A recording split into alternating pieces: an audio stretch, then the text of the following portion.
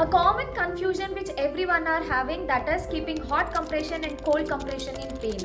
Whether we have to go with cold compress or we have to go with hot compress. Doctors say many things.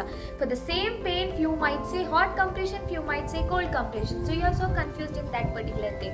So today let's know when you have to keep cold compress and when you have to keep hot compress in pain. So you have a pain which is very long, which is from so many days. You have a neck pain when you get up early in the morning from many days or many months.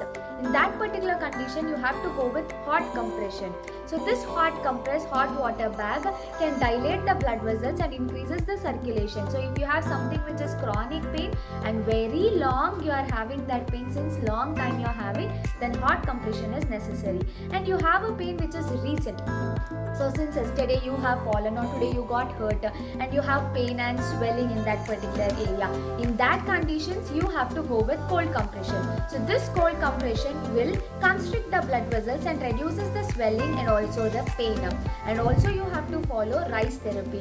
R is resting for 48 hours and I is icing for 4 to 5 times in a day for at least 20 minutes. And then C is you have to give compression so that the swelling will not increase. E means elevating the particular limb. So this RICE therapy with the cold compression can reduce the pain and swelling which you got recently.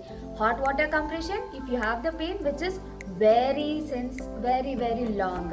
So this is the difference between taking hot compression and cold compression in different conditions.